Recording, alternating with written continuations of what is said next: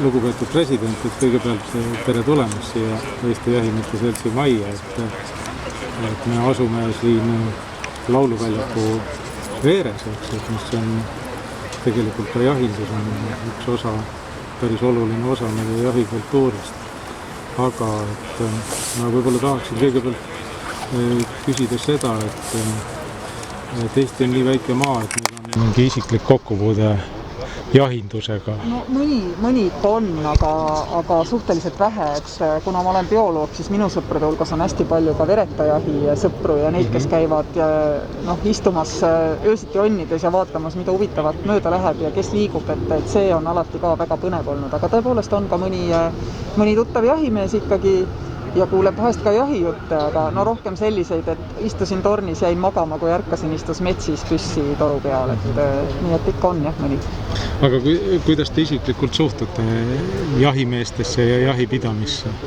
No eks inimene on ajast aega küttinud, et võib-olla ta oli siin mõned tuhanded aastad tagasi, oli ta loomale võrdsem partner, eks ole, jahimehena. Aga teisest küljest, vaadates kui palju inimkond tegelikult tervikuna üleüldse mõjutab meie loodust, et tegelikult me peame ju ütlema, et jahti peetakse alal, mida me võime nimetada parimal juhul poollooduslikuks koosluseks. Et me kõik näiteks teame, et ka Eesti metssigade arvukus tõenäoliselt ei oleks selline, nagu ta vahepeal on olnud, kui me neid juurde ei toidaks, sest mets ja levilale on see põhjapiir, eks ole. Ja tõenäoliselt oleks neid vähem, eks ju, nii et põhimõtteliselt on jahimees see, kes oskab ka tänapäeval kohaneda selle uue poolloodusliku maailmaga, mille inimene on ise loonud selleks, et tal ikkagi oleks ka keda küttida, eks ole. Et tal on oma koht ja samamoodi, kuna inimene põhjustab neid looduse, neid tasakaalustamatusi, siis nende reguleerimises on ka kahtlemata oma koht. Et eks loodus saaks ju inimeseta hakkama, see ei ole ka kellelegi mingi saladus. Aga nii nagu me oleme, peame me püüdma siis, ütleme, säästlikult majandada ka meie jahiressurssi ilmselgelt. No jaa, on täitsa tunda, et olete erialalt bioloog. Aga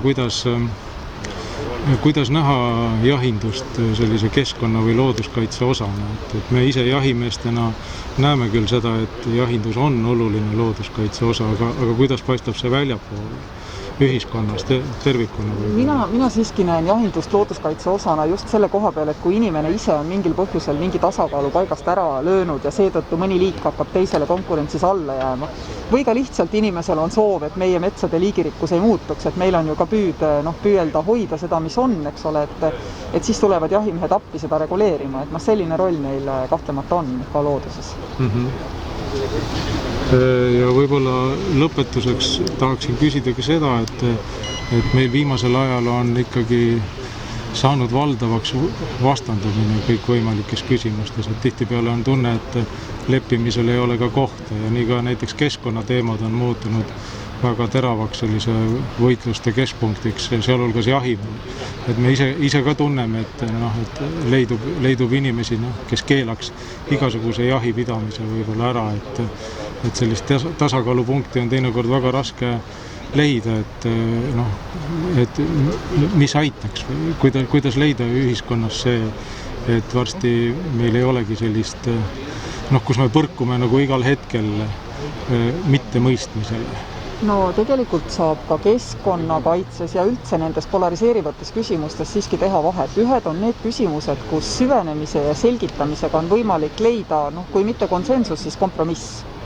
Et kindlasti kuuluvad nende hulka metsaraiumine, kindlasti kuulub sinna hulka ka jahindustegevus. Et siin on võimalik selgitustööga leida kompromiss. Aga siis on muidugi need kohad, kus ma arvan, et on keeruline minna kompromissile ja need on väärtusküsimused.